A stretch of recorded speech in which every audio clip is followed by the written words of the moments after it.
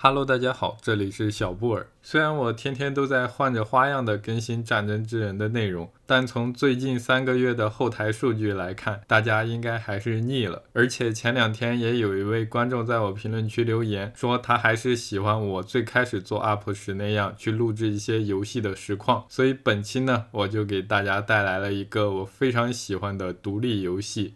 这个游戏是用 Unity 引擎做的，然后制作组呢应该也是规模不大，然后它的名字最开始叫做 The Wasteland Trucker， 就是废土卡车司机。但是那个 Wasteland 好像是被微软还是某个大厂给注册了，所以它现在被迫改成这个 Slaverian Trucker， 也就是斯拉夫人卡车司机。但我怎么感觉这个 slave 都有点奴隶人卡车司机的意思？有没有懂语言的朋友可以解释一下斯拉夫这个词是不是跟奴隶有关呢？然后在这儿废话不多说，我们点一个 New Game。 然后这个游戏很愚蠢啊，它没有做那个多栏位的存档，所以点 New Game 就会把以前的老存档给覆盖掉。不过我在那个游戏文件里提前把那个存档给备份了。很多人都觉得实况就应该是去做那种没玩过的游戏，才会有那种惊喜的节目效果。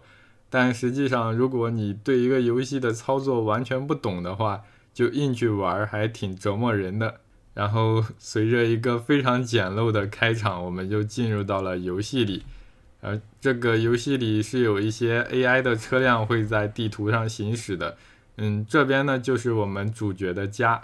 这游戏呢是第一人称，所以我们还没有身体，也切换不了第3人称看自己的身体。然后这里我们直接进到屋子里呢，就会发现在这边的门上留了一个纸条，上面写的是英语。这个游戏没有汉化，大概的意思就是他的爸爸生病了，然后去了北方的一个大城市去看病。然后他把所有东西都扔给我了，包括一台大卡车。就是我觉得他去看病应该只是找的一个借口，其实就是想让自己的儿子独立起来，继承的他的这个卡车司机的职业。然后在这个房间里呢，有一些物资我们可以拿走。这边可以把灯打开，然后这个指南针很重要。这游戏呢，它是这么大的一个地图，这里墙上一个，但是我们玩家是没法按 M 键打开地图的，必须得去商店买一个手持的地图才可以。所以你判断自己的方位不是很方便，而且那个手持的地图上也不会标记你所在的位置。因此我们要第一次玩的话，就是路还没记熟的话，就很需要这个指南针。像望远镜、小刀也都要拿，这个其实没太大用。这游戏里捡东西呢，就是对着物体摁 I 键。然后这边冰箱里还有一些吃的，但是我觉得我们现在的这个左下角可以看到 Thirst 和 Hunger 都很低，那我们就把这个猪肉罐头给吃了。可以看到这个 Hunger 就变成0了，因此我们现在完全不需要拿这些东西。然后在主角家的后面呢，有一个彩蛋，就是在这边有一个圣诞节的彩蛋。我发现好多这个西方人做的游戏啊，都好喜欢整这些圣诞节的彩蛋。然后对着他们摁 F 键呢，就可以打开这个包裹，然后里面有一些东西，比如说一瓶伏特加、一箱的啤酒。然后这个游戏里是会有那个警察的，他们会在街上巡逻，所以如果你喝了酒再去开车的话，被他们发现你就惨了。然后这边呢有一个牌子，就是这套房子啊是我们主角的房子嘛，所以在这边可以摁 F 键把这个房子租出去。然后这边就会多一个面板，就是以后我们每天会有稳定的8000多的收入进到这个面板里，我们就可以来取。然后可以看到刚摁了 F 就来了一个大叔坐在这边，还整了一个收音机而且他的房子里呢还住了他的老婆。但是我们把房子租给他以后，好像使用权就不归我了，我对这个东西摁左键没用。那我们再摁一下，就可以将这个房客给赶出去。然后这里我们先把卡车开出来，再把房子租出去吧。其实这波操作就挺像那个什么专家说的，把家里空闲的这个车开出去拉货，然后把空闲的房子租出去。我们现在的这个操作就相当于是听了专家的这个话。这个仓库里有一些工具，比如说这个箱子啊是用来维修你车辆备件的，然后这个工具箱啊摁了 F 键会拿起一个扳手，然后你就可以用它来拆掉这个轮胎之类的组件啊。然后现在把它装回去。我最开始一周目玩这个游戏的时候，我不清楚操作，就不小心对着这个工具箱摁了个 F， 结果手上一直拿个扳手，不知道怎么丢掉。而且我对车摁左键，我比如说我想开车门啥的，这个车门就会被我不经意间给卸掉。所以这个游戏的提示啊都非常的简陋，毕竟是一个独立游戏嘛。然后现在我们为了防止有时候玩家会将车辆给开翻，所以它设定了一个推车的一个操作，就是摁 G 键。当我们看到主角的手这样抬起来之后，就可以推车了。然后现在我们将房子给租出去，摁 F 键。其实提前把门开好再租出去的话，就不用担心我们操作不了这个门了。然后这边是他的媳妇儿，他俩真是两口子，不是一家人不进一家门，都搁这叼一根烟呢。然后这个很衰的家伙，看样子似乎是他们的孩子。然后这游戏里所有角色的这个建模都很粗糙，但他们的脸呢，就是一个真人的一个照片直接啪在了上面，看上去很有味道。怎么说呢？然后这里我们的车推出来之后就可以开车走了。在这儿我们上车，然后关门。然后游戏的背包呢是 K 键，就是刚才我们捡的指南针呀啥的，摁 K 键之后左上角会出现这么一个列表，然后按1、2、3、4就是把这些东西给扔出来。比如说这个指南针，我的习惯呢就是把它放在这个这下面，然后我们确定不好方向的时候就低头看这边。当然要记得把它的这个北方，就是指着北的地方给挪到上面。如何旋转物体的话，就是摁住这个鼠标的中键就可以了。现在我们确定这个北啊 ，N 就是指在车辆的正前方。然后还有一个东西呢，就是这个收音机，可以把它装在这个手套箱的下面。如果我们拿着一个配件指到车辆的某个地方可以安装的话，它就会显示一个小扳手的图标，这时候摁 F 呢就可以把它装上了。剩下的两样东西就不是很需要，就把它扔在副驾就行了。现在呢我们就开车。这个开车呀，我不知道现在看视频的观众有几个人有驾照，反正这个开车还是比较拟真的，就很有驾驶的乐趣。首先我们要找到钥匙孔，将钥匙插进去，然后摁住左键，听它这个启动机把发动机给点着。如果你只是左键按一下的话是点不着的。然后现在点着之后呢，我们就摁键盘上的1、2、3、4、5来挂1档，然后按空格把手刹给松掉。像这个嘎一声，就是这个手刹已经刹上了，然后按空格听到很清脆的一声，就是手刹已经放掉了。这个时候我们就可以起步来移动了，看见没有？然后手动，这个游戏是手动挡的车，当然我们可以在设置里开启自动挡，但是我觉得这个一大驾驶乐趣就是手动挡，所以我这边设定的就是手动挡。开到这里之后呢，我们先停一下车，记得把这个火给熄了，然后下车。这边呢是邻居大叔，就是主角他爸让我们来找这个邻居，说他有一些建议给我们。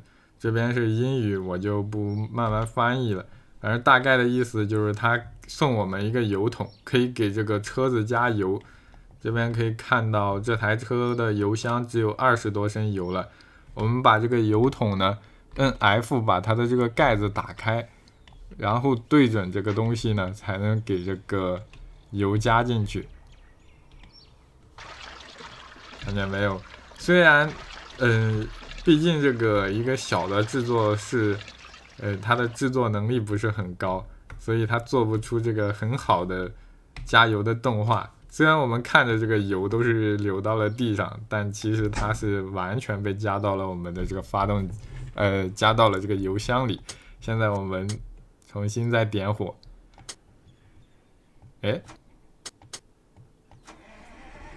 好，这样就点着了。然后按空格松手刹，我们起步。刚才我就没有挂空档，所以直接就是1档。然后车辆都有一个转速嘛，这个发动机的转速可以看到，它到这个10呢就已经上不去了。然后这个时候就该升档，其实到这个8、9的时候就已经该升档了。如果你长时间让这个发动机的转速过高的话，它就会过热，然后就会把你的水箱里的水烧开，发动机就会被烧坏，所以到时候还得去花钱修车。因此我们在开车的时候一定要注意，该升档的时候就升档。我一周目玩的时候不清楚这个手动挡的车这个发动机转速的问题，所以我经常性的就3档的时候开车。我现在降到这个3档给你们看，你们看它这个转速表一下子就爆表了，就完全超过了这个10，看见没有？然后就如果你长时间这样驾驶的话，我现在给你们演示一下，等一会儿它的这个发动机就烧开了，看见没有？这边蒸汽已经出来了，然后我们刹个车，空格拉手刹，然后给发动机熄了。然后这边我们跳到车头上，把机盖打开，看见没有？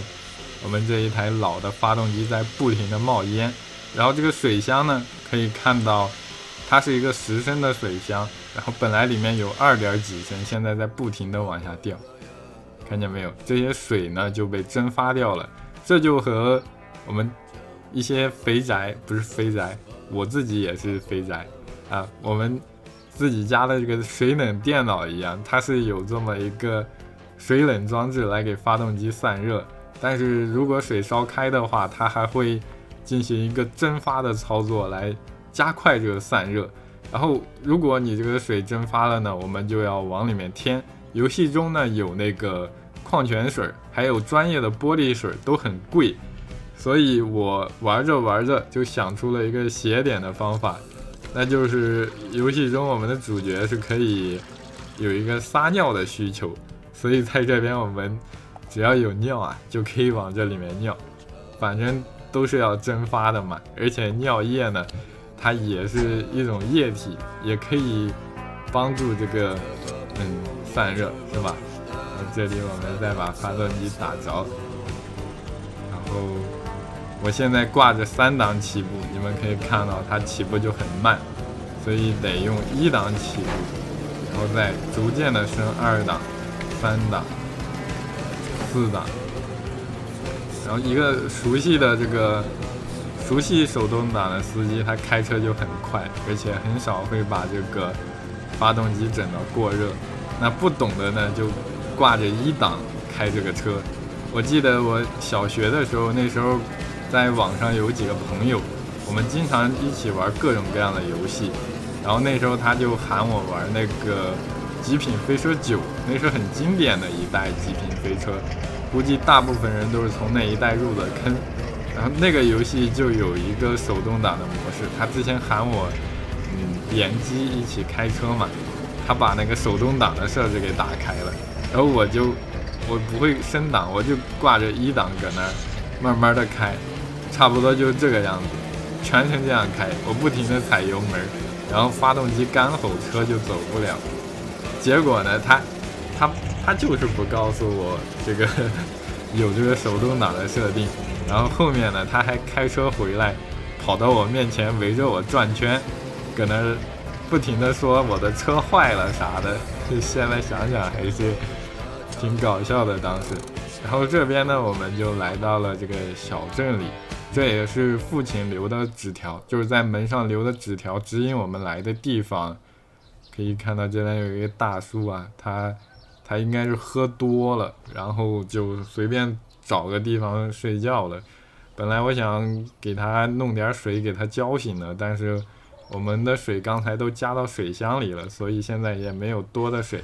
然后这边来到第一个商店呢，就可以买一本这个地图，这个地图非常重要，对于第一次玩的玩家来说。然后这里就是我们说的玻璃水了，这个玻璃水呢，一桶就8500，是不是老贵了？我们现在可以看到右下角，我总共的钱才6万多，它这个一桶就8500，是非常贵的。然后这个机油呢，就是加到发动机里的，我们现在应该不是很缺。这些东西我们车上都有。然后买几个面包吧，这个面包充饥。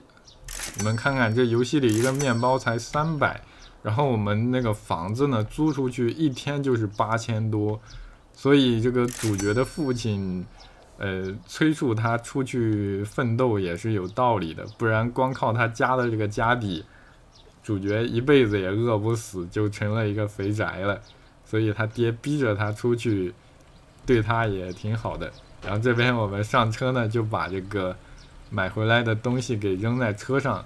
这个水呢很重要，可以看到左下角我们的这个 thirst 已经涨到42了，所以一定要多买一点水。然后没有水的话，我们也产生不了尿，就没法给这个发动机散热。现在给这个面包啥的也都扔到车里。这个兰博牌香烟不是万宝路，是兰博，把它给放在这个车的这个这应该是叫中控台还是什么的嘛。然后地图也放在副驾驶这里。然后这个副驾驶的座椅很长嘛，所以我们可以在上面睡觉，这样就不用去汽车旅馆开房，可以省一些钱。然后这个村子里有一些工作，像是这个货场啊，我们可以在这边进货，可以看到它这边的各个货物的价值。如果你们自己玩的话，可以用手机拍照记录下这个价值，它的这些货物价格是不会变的。你记录好每一个城镇之间的货物价格，然后就可以来回的倒货来赚这个差价。但是我觉得还是如果能有这个价格的变化就有意思了，是一个动态的价格。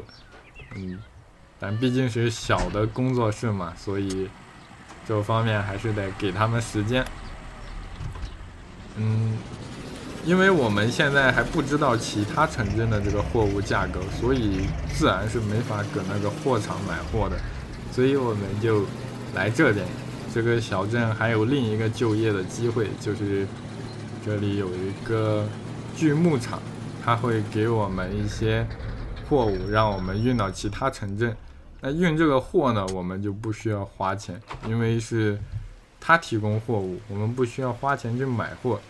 这里可以看到他提供的这个任务呢，是好多是运到这个 K 城，就是 K 城特别远啊，所以我们接不了。但这边有2个呢，是运到这个 Kolovi， 是在东边的一个港口，离我们很近，我们就把这2个给接了。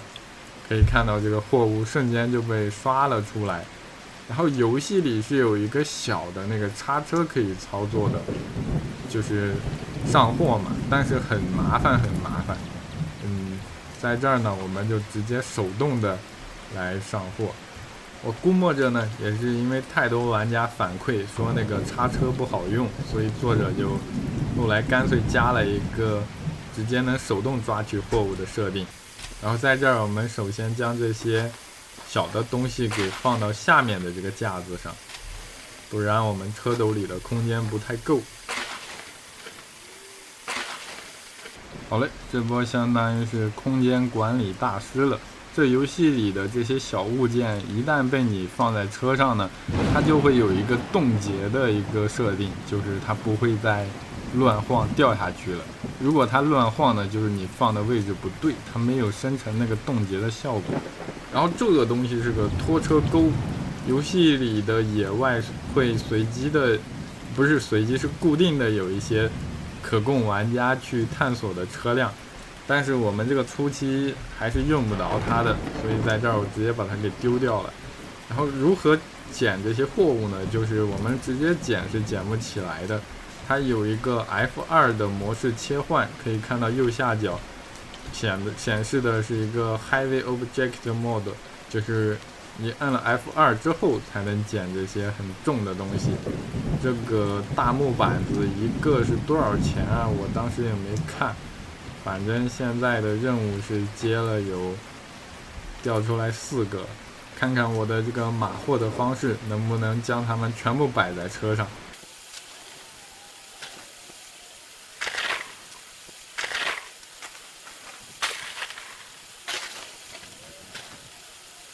好嘞，这边可以看到，在我天才的码货技能下，我成功的将这看似不可能的8个这个货物都给装在了我们的卡车上。说来我好像从来没有提到过，我以前呢就是学的物流管理专业，虽然我1天课都没有去上过，但我还是毕业了。我不知道有多少人像我一样，这个当代大学生现状了。然后很奇迹的是，这台车呢，在装了8个货物之后，它还能跑得起来。这台卡车呢是非常经典的一款很强劲的车子啊，它使用的是一个 V8 的汽油机。这个车好像是叫做吉尔130还是131。我之前因为很感兴趣，所以就去查了相关的这个资料，就对着照片对上了这台车。游戏里它肯定不会叫这台车现实中的名字，毕竟有什么版权呀、商标的问题，所以他就给它起了一个虚拟的名字。但现实中应该就是叫做吉尔130、131。它装的呢是一个这个 V8 汽油机，很美国。然后我当时查的资料好像说，也确实是进口的美国的机子。就像2战时期那个苏联使用了大量的这个美国的这个斯蒂庞克牌的卡车一样。然后这游戏的卡车呢，这游戏在开车的时候呢是可以切换第3人称的，就是摁 C 键来切换这个视角。我们在运货的时候最好就是将视角开成第3人称，毕竟这有时候货物没放稳的话，它会往下掉，所以开成第3人称，它一旦往下掉呢，我们就可以第一时间发现。我之前第一次玩的时候不知道，就走这条路，很多上坡和下坡，结果到地方之后，我的货物掉的连一半都不到了。然后因为心疼呢，我又拐回来，一路上不停的找，就发现每隔一段距离就掉了一个货，每隔一段距离就掉了一个货。然后别人一趟能拉完的活呢，我那一天玩了好几个小时才把它给解决掉。然后这边可以看到，这种黄色的带一个灯的呢，就是这游戏里的巡逻车。如果你酒驾的话，被他们逮着，就会罚你的钱。那现在我们升3档，在上坡的时候我们就得降档，高速档的话只适合在平地上开。如果像这种上坡的话，它发动机输出的这个扭矩就不够，我们就得降这个低速档，比如说3档、2档，甚至是1档。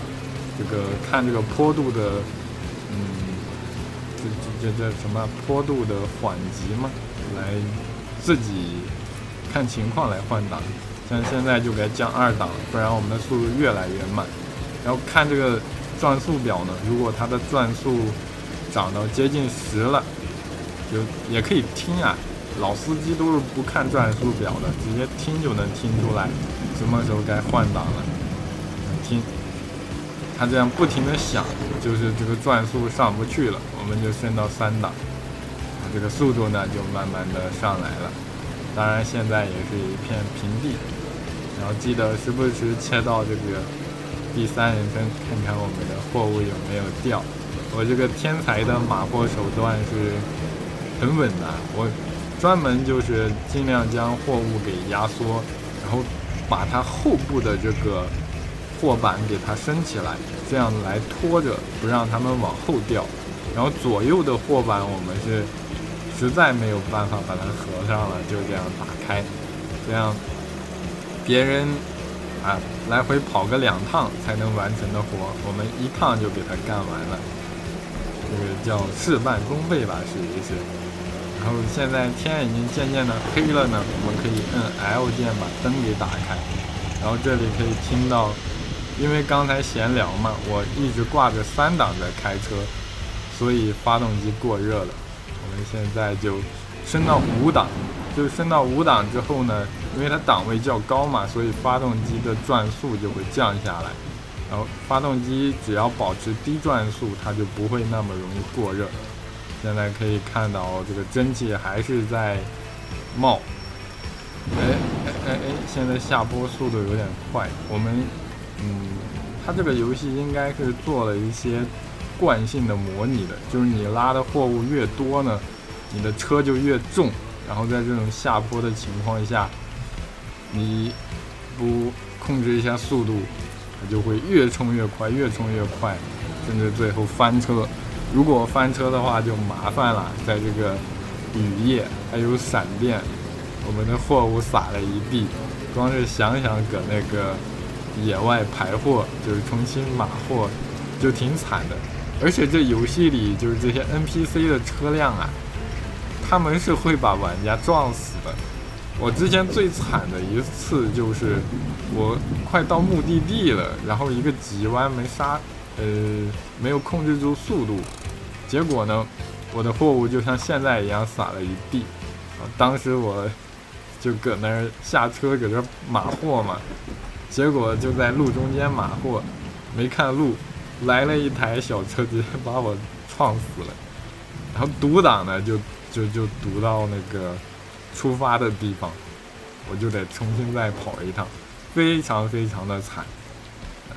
当然现在这一次遇到的问题不是很大，我们重新把这2个东西放回去就好了。而且在这想吐槽一下毕设就是最新的星空，它的那个抓取这个抓取这个物体去挪动它的这个操作还是很古老，跟上古卷轴啥的没太大的区别，就很难受你们看这个游戏，这个独立游戏做的就很好。如果它也是毕设的那种抓取物体的操作的话，玩家想码货得1-2小时码不好。如果中途这个货洒了呢，我的建议就是读档。这边我们好，打着了。有时候我们听不清声音，比如现在雨太大，我们听不清是否打着，就看这个转速表，这个指针呢起来了，就证明我们这个发动机着了。然后现在我们走，把手刹松了。我刚才停车竟然没有拉手刹，很致命还好停的是一个较为平的地方。如果你是在坡上停车不拉手刹的话，这个车是会溜走的，而且它溜的速度很快，就是非常非常快，你直接就追不上，到时候又得读档。然后它没溜走，也有可能是因为我挂的有档还是什么原因，反正没有溜走，挺幸运的。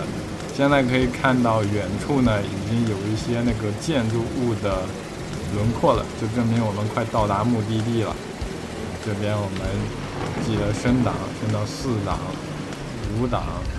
然后这边拐弯呢，虽然不是很急的弯，我们也不要加油了，就这样小小的摁住这个地来往左拐。这游戏它目前还没有添加手柄的这个操作，所以我们就不能进行那种很线性的操作。然后像这种下坡呢，我们就可以摁住 X， 就是踩下离合，把离合给踩下去，这样我们的发动机就不会被这个参与制动了，就可以省一些油，让我们这个车直接往下溜。当然在现实中这个操作是很危险的。然后像这种这边前往港口的这个坡呀就很陡，我们就不要把离合踩下去往下溜了，而且还得时不时的摁一下 S 点刹车，不然可以看到这边，哎呦我操，我差一点就冲下去了，这真的不是节目效果。然后车里很暗的，到了晚上可以，就车里有一些东西，比如说这个雨刷，这个雨刷我感觉没有任何的效果，就纯粹是一个氛围感，它似乎不能刷掉玻璃上的一些雨珠。然后这个灯呢，我们这台车比较破啊，所以它这个灯了胜于无，但还是开一开还是有点小感觉的。然后现在到地方的话，我们可以不急着就是卸货，我们把火给熄了，然后在这个小床上，我们的副驾上睡个觉，睡到天亮。毕竟我们是在录实况嘛，然后天太黑的话，大家的观感也不是很好。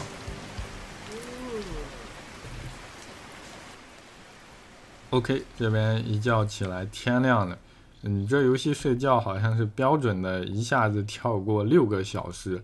然后有的观众看到这儿就担心你这个雨刮还有这个灯都不关，会不会把电耗尽呢？但是这个游戏它目前并没有电瓶的设定，所以我们压根就不用担心这个电耗尽的问题。然后现在可以看看，好像是那边是用来收木材的吧，所以我们把 F2 模式打开，然后抽走这个木条，摁住 Shift 狂奔，看看能不能，就是这边交了。可以看到右下角，我们刚才只剩下6万了，现在把这个一交呢，就变成8万多了。然后到后面我们钱多呢，就可以去那种散货场去自己去购买货物，主打一个差价。像是这种替人运货呢，一个东西2万，其实收益也挺高的，但是它这些货都很大，就是大件的货物，你一趟拉不了太多，所以像是那种散货场去拉那种小的货物啊，那种赚的很多，主要是走一个量，但前提是你得有这个资金。然后像是这个托盘似乎不是和它卸到一起的，我们可以看看啊，像是这边这个就是水泥，它的意思就是往这个黄色的筐里只能扔水泥才能卖掉。然后我们再往这边找一找，看到了啊，这边是这应该是叉车托盘吧，这个东西，看看我们现在有13万。往里一扔呢，才涨了连1万都不到，这个东西好便宜啊！早知道当时不接它了。如果我们不带这个东西，中途也不用就是下车来重新买一次货，这个东西还挺费劲儿的。等到后期能拉那个散货的话，就不那么费劲儿了，而且赚的还多。然后因为这边有点远，所以我们打着火，然后挂倒档。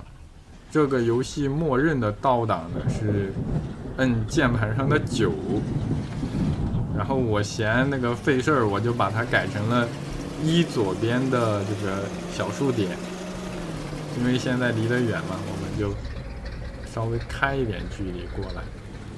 我想看看直接开到这个黄色区域里，这个货会不会还真就自动卸了。我之前玩这么久还没有试过这个操作。好，然后挂1档，1把就能出来了。这种小卡车还是非常灵活的，在以前那个苏联的时代，这个车非常的受欢迎，是一个很棒的生产力啊。当然现在应该在俄罗斯甚至是乌克兰地区，估计还有不少车正在使用，就这个老车。上这个坡上不去，我们就得降档挂1档。这边检查一下手刹，原来是放掉的，但是为什么上不去呢？我们刚才满载货物都能上各种坡，所以这个港口它这个坡应该是比其他地方的坡度要更陡一些的。还是1档的1档的速度，不然完全上不来。好，听到这个转速上来之后再换2档就可以上来了。然后现在我们的油也不太够了，正好这个 K 港呢它有一个加油站，然后要确定一下我们的油箱是在车辆的左边，所以这边我们做一个回转，好，然后刹车。其实我觉得它这个设定就挺逆天的。